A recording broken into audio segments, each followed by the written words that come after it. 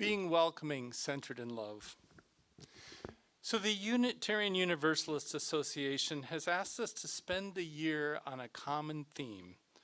What does it mean for us to live with love at the center? And our Soul Matters theme this month is welcome, which is kind of obvious. We're kicking off our program year and we're welcoming back all the folks that kind of took a break in the summer. And even if you've been here, we're welcoming you back into the mindset of participating in the program year. But welcome is clearly more than that. Welcome is tied to our Unitarian Universalist values. We read those together in a responsive reading. Inclusion. We strive to lower barriers so everybody can participate. Zoom is one of those things. Let me get rid of that box in the middle of the screen. I want everybody to be included and read it. Justice, inclusive democratic process. Not just the democratic process, but inclusive. It means that everyone had an opportunity to be heard and vote. Equity. Ensure that everyone has an opportunity to thrive. And then I did the time for all ages and the gift of our faith and our values. So all of that, I kind of wanted to figure out how to wrap up into one sermon for you today. And I also am part of a chalice circle. I lead a couple of them. And so I do these spiritual exercises, which is one of the assignments. So I went out there and I said, okay, I'm going to figure out the perfect spiritual exercise for myself. What does welcoming mean if I want to live with love at the center? Okay. On the surface, that sounds really obvious, right? Almost like the first thing that popped into my head was like I was reading a Hallmark card. You just show up at the door, or I greet all of you with my little cheerful voice, and I'm a good person and I care about others. And I don't mean to trivialize that, but yes, we're all those kinds of people. We're all good people. So come on, there has to be more to it than that if it's a spiritual exercise. And I have to say, once again, Google did not disappoint. It's amazing. Yeah, I just keyed in welcoming love-centered life, and voila, up popped Smita Kishore and the reading that we did. Bingo. I loved it. I fell in love with what she had to say right away. I love who she is. She's not somebody famous. She's somebody that had a nice job. She's retired. And then she has spent all this time deeply thinking about what does it mean to live a love-centered life. And then she actually is quite a good writer, probably a good speaker as well. And so she wrote this all down, put it on the internet, and was brave enough to share it with the world. So I was very impressed. And I love that her insights are not complicated. And she lays them out very logically. I found her insights very accessible, which allowed me to use them for my own spiritual exercise that I started in mid-August. So I think, I'm so obviously jazzed up about this. I want to share it with you. And there's two components here. I'm going to share what she wrote and a little bit of the description of why she put that out there. And then I'll talk about how I reflected on that being welcoming. And my whole purpose is not to give you answers, but to get you thinking so that you walk away from here. Many of you are in chalice circles, so maybe you'll pick a different exercise this month all of a sudden and change how you're approaching it. So here we go. She came up with 8 ways to live a love-centered life. The first one is focus on something outside of yourself. She says, instead of losing yourself and how you feel about a particular situation, try shifting your focus to how another person might be feeling in the same situation. When we stop to perceive life through someone else's eyes, it instantly ignites us with feelings of love and compassion. And in that moment, we're able to forget ourselves more easily. We're able to let go and let love. Okay, that seems pretty simple. So my thoughts on welcoming. If I adjust it to this room, and I know other fellowships are watching, when people walk in the door, make the other the center and let yourself become the observer. Metaphorically, kind of set yourself in a corner and fully embrace the other wholeheartedly.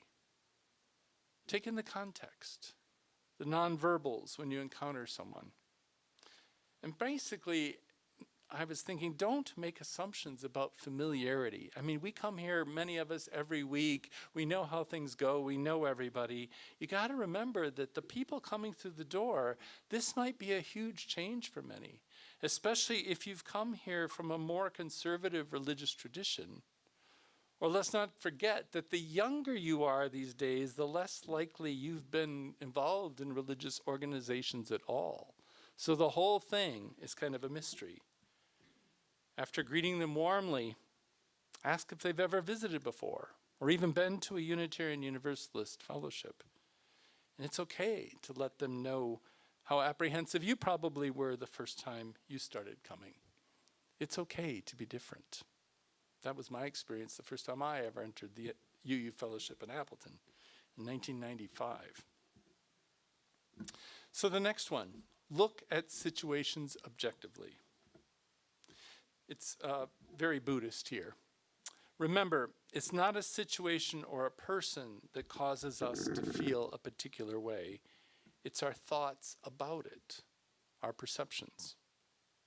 But when we're able to remove ourself from a situation, we're able to see things in a truer light, without our thoughts and emotions distracting our experiences. We're able to experience life, she says, without resistance, and truly become present for the moment as it is, rather than how we want it to be. So my thoughts on welcoming. This one, I have to admit, is a tough one for me. I think I suffer from what I perceive as a Midwestern foreboding joy syndrome. Something might be going well, but I'm anticipating that I'm going to get bit in the foot any second, right? It's too much focus on being cautious. And it took me, frankly, well into adulthood to realize that others don't share my perceptions. We are so very much influenced by our life experiences and those who loved us or have treated us poorly in the past. We put up a wall. So are we approaching others neutrally? Or are you bringing expectations, or in my case, dragging some of that really heavy baggage up with me when I come to greet somebody and get to know them? And then there's always the change that comes with welcoming other people. It's a cliche, but it's true. Change is the only constant in life. And I know this is my thought and I'm saying I love it, but I do. A congregation of only you is probably the most welcoming. All others you invite in are going to create change. So look at change objectively and resist the dominance of your own perspective. The next one she has is focus on giving rather than receiving. She says, think about things that will make others happy and give it to them if you can. Whether it's a friendly smile to a stranger, a warm cup of tea for a loved one, or even a foot massage to yourself, she says. Giving our bodies to our bodies is just as important. The point is to give.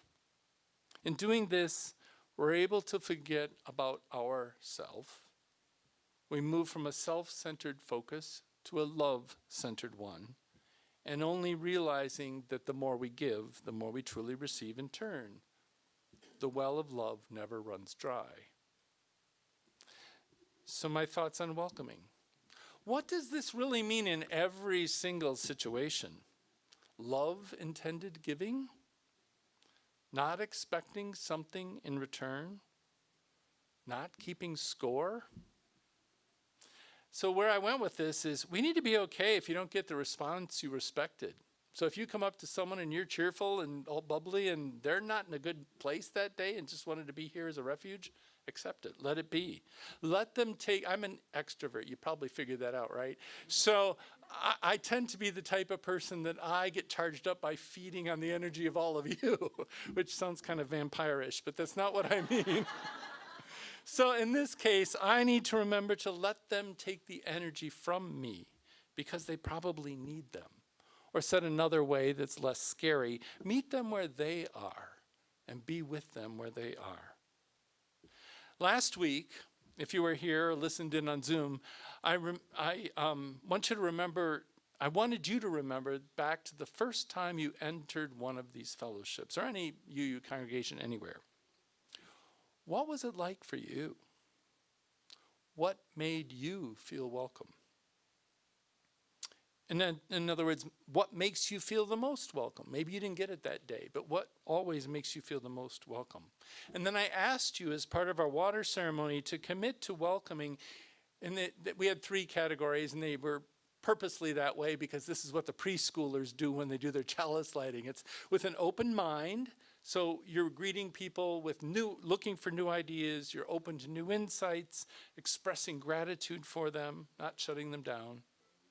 A loving heart, showing abundant understanding, empathy, and compassion, or with helping hands, making sure that everything is ready to welcome others here, or perhaps you're helping someone navigate unfamiliar surroundings. Basically, give the welcoming you would want. The next one is let go. Simple, let go. She says, release the need to control each moment of your life, the outcome of each day, to protect yourself from all the things that your mind tells you exist, which really don't. Simply trust and know that the universe has a plan for us, all of us, and it's far greater than we could ever imagine. Have faith in this. Know this.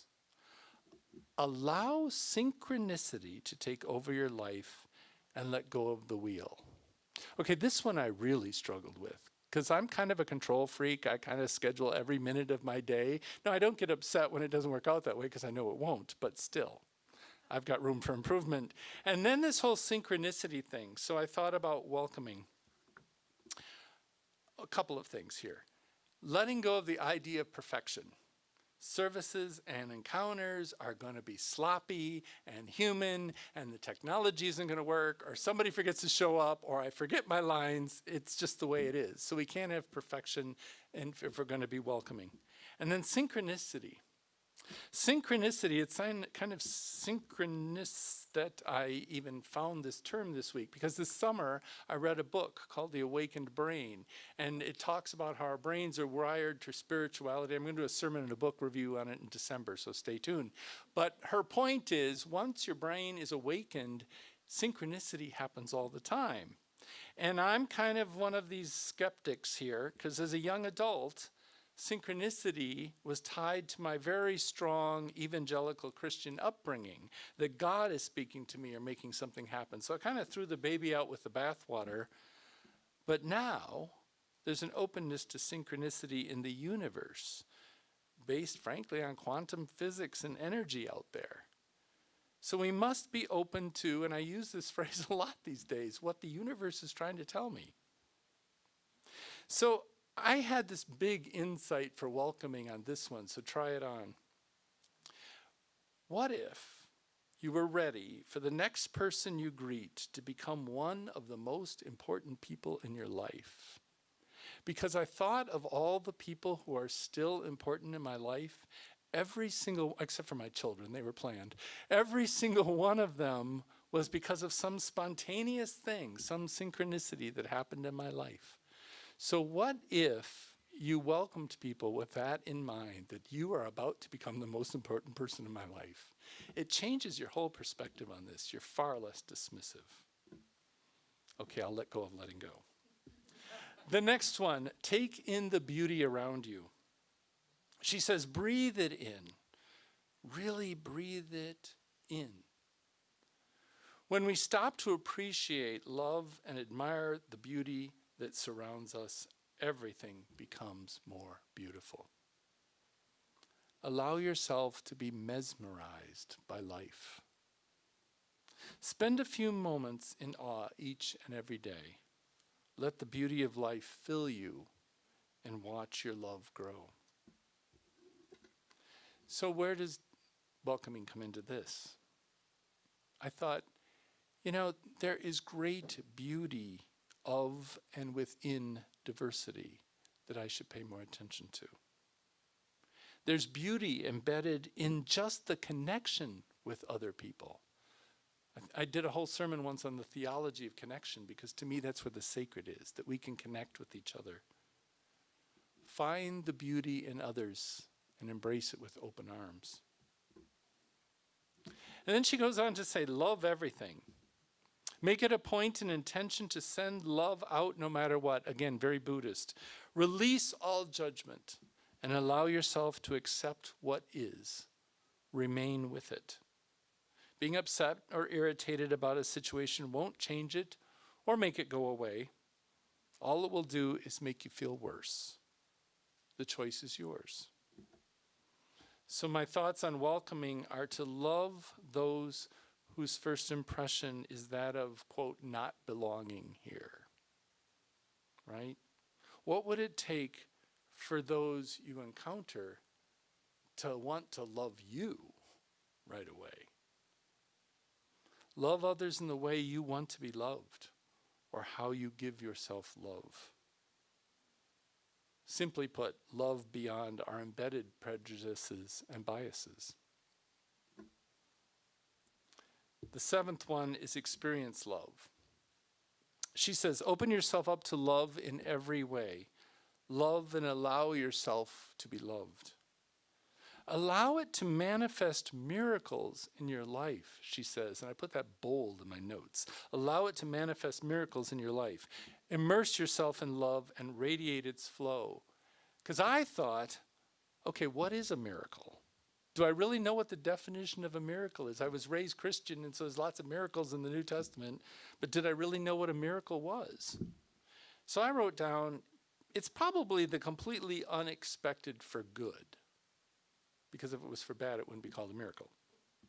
So then it flipped me into this whole other area. Does this person that I'm welcoming represent the energy in the universe loving me? It sort of reminded me of the parable that I think Jesus said where, you took care of the poor, you fed the hungry, and that's where I was, that's where God was, and we didn't know it. It's sort of our you representation of this. Does the person represent the energy in the universe loving me? Good question. And then finally, perform frequent love checks. Intend to pause throughout the day to ask yourself how love would respond in a given situation. Allow your focus to shift from yourself to the greater good. And at the end of the day, all it takes is one moment and one question. What would love do? And I just had one thought on this. Every encounter is an opportunity for a love check. Did I do the most loving thing I could think of at the moment under the circumstances? So those are all of them. I love what she wrote. They're simple, but some of them reminded me of things, or it's twisted in a way I hadn't thought of it before. She gives us a lot to wrestle with, I think, for love-centered living, even though she says it simply. So in my thing, ultimately, her writings help us better understand the meaning behind the flaming love chalice in the center of our new symbol. So hopefully, my additional thoughts on welcoming helps bring insight into living out our Unitarian Universalist values. May we be welcoming from the inside out, and may it be a beacon of light in the world. Ashe and Amen.